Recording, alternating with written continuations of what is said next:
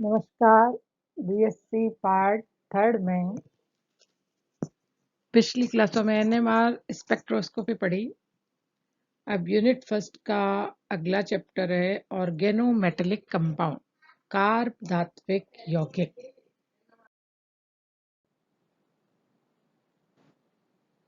संकुल यौगिक complex compound इन्हें उपसहसंयोजक यौगिक भी कहते हैं।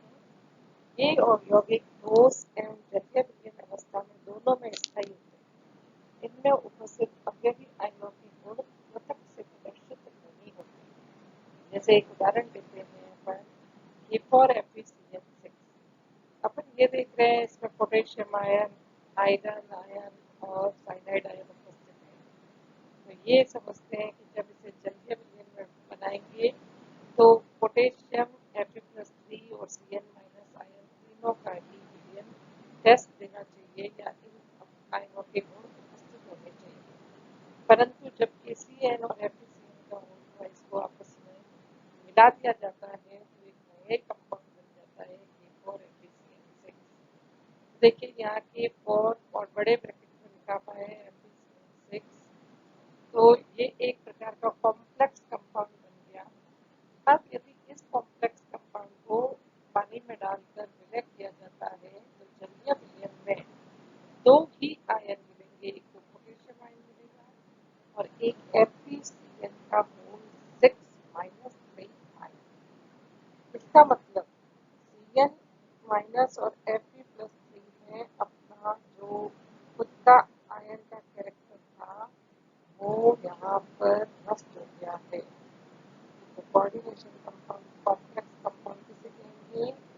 वे यौगिक जो ठोस और जलीय अवस्था में स्थायी होते हैं और इनमें उपस्थित अवयव आयनों के गुण पृथक से प्रदर्शित नहीं होते हैं।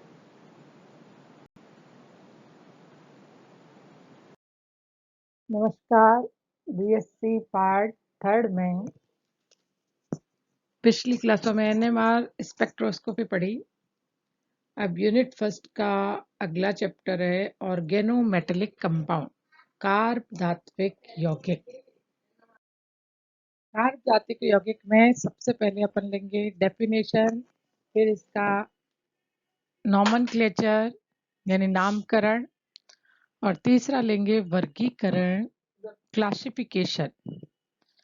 तो फर्स्ट अपन ले रहे हैं इसकी डेफिनेशन।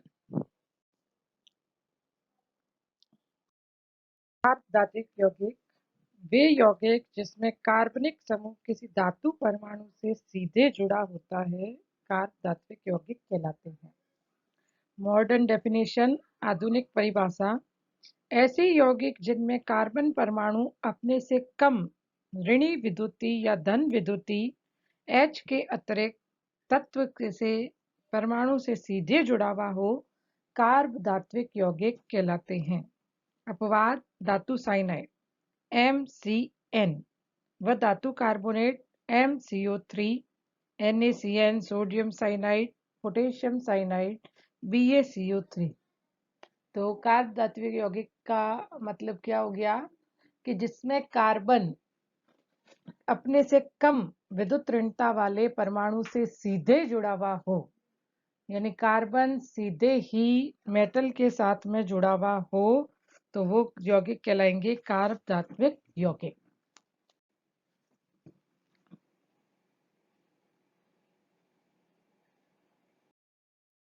धात्विक यौगिकों का नामकरण। नामकरण में प्रमुख नियम इस तरह से है कि किसी भी कार्ब धात्विक यौगिक में पहले कार्बनिक समूह लिखा जाता है और फिर धातु का नाम लिखते हैं और दोनों नाम एक ही शब्द में लिखते हैं। एग्जाम्पल देखिए, C2H5Li, यानी C2H5 हो गया एथिल ग्रुप और Li है लिथियम।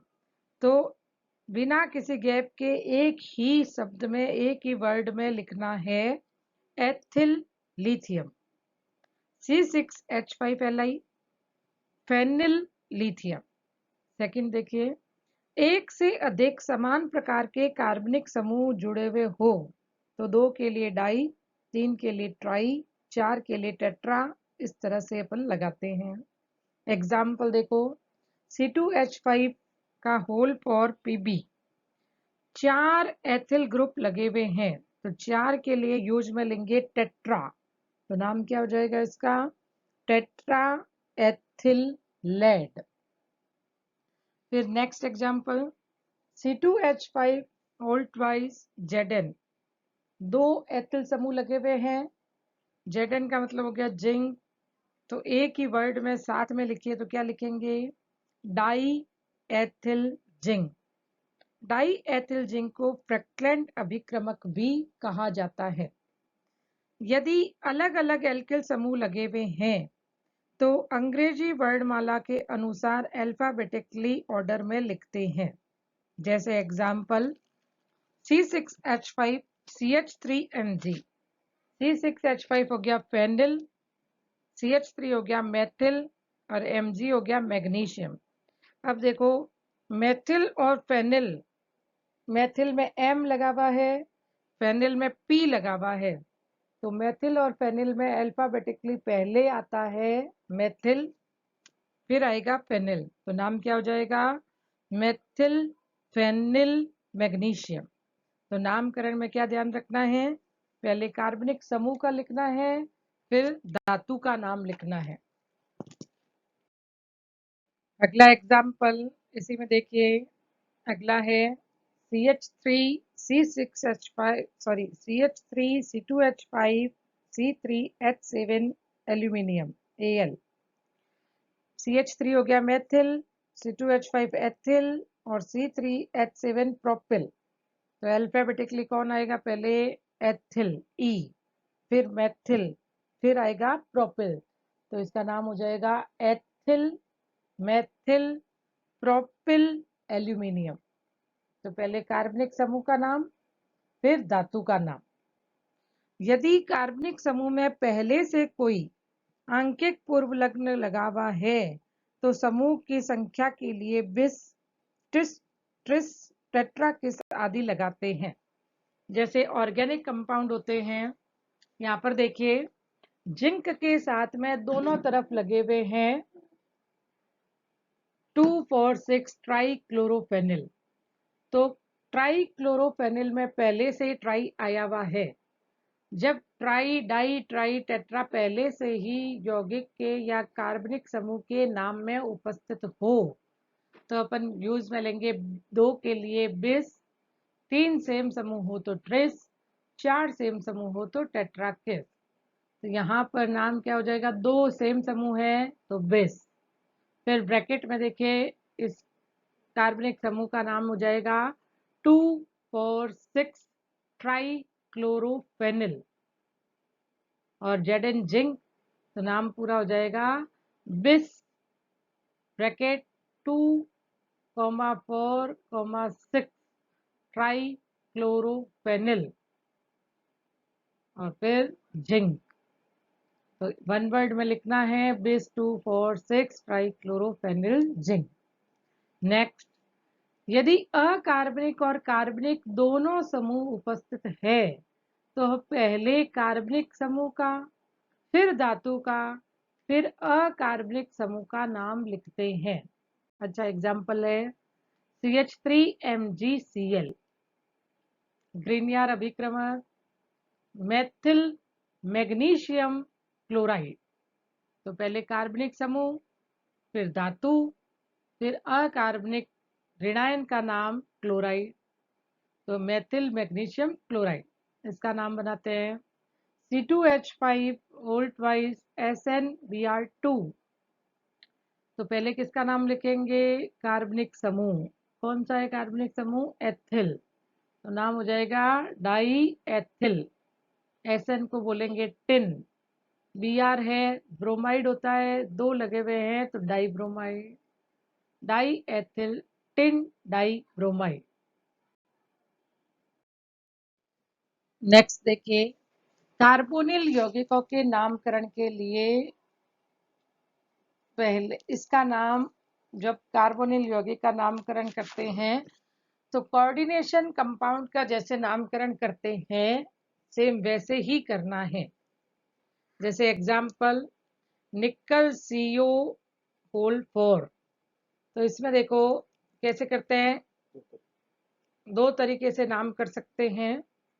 पहला, अपन जब कोऑर्डिनेशन कंपाउंड का नाम लिखते हैं तो पहले लिगेंड का नाम लिखते हैं, फिर धातु आयन का नाम लिखते हैं, और फिर ब्रैकेट में उसकी वैलेंसी ऑक्सीडेशन नंबर शो करते हैं। तो नाम हो जाएगा टेट्रा कार्बोनिल निकल जीरो। टेट्रा कार्बोनिल निकल वैलेंसी जीरो है तो ब्रैकेट में लिखेंगे जीरो। और पुरानी पद्धति के अनुसार इसका नाम इस तरह से भी हो सकता है, निकल टेट्रा कार्बोनिल। दोनों ही मान्य है, पर IUPAC नाम टेट्रा कार्बोनिल निकल जीरो सही है। और एग्जाम में यदि आए तो अपने को कोऑर्डिनेशन कंपाउंड के अकॉर्डिंग ही नाम लिखना है। एग्जाम्पल नेक्स्ट, FeCO होल 5, तो आयरन पेंटा कार्बोनिल भी कह सकते हैं इसे। और कोऑर्डिनेशन कंपाउंड के अकॉर्डिंग सही नाम करें तो पेंटा कार्बोनिल आयरन जीरो, ब्रैकेट में वैलेंसी शो करेंगे जीरो। नेक्स्ट देखिए, यदि ऋणावेशित कार्बन धात्विक यौगिक है तो धातु का नाम के अंत में 8 लगाते हैं और ऑक्सीडेशन अवस्था लिखते हैं। सेम कोऑर्डिनेशन कंपाउंड की तरह ही नाम है। ZnC2H5 होल थ्राइस माइनस, यानी एक तरह का ये ऋणायन हो गया। जब अपन कोऑर्डिनेशन कंपाउंड में किसी ऋणायन का नाम लिखते हैं तो धातु आयन के पीछे 8 लगाते हैं। पहले लिगेंड का नाम एथिल लिगेंड है, 3 है तो ट्राई, तो नाम हो जाएगा ट्राई एथिल जिंकेट। जिंकेट क्यों लगाया, क्योंकि ये ऋणायन है।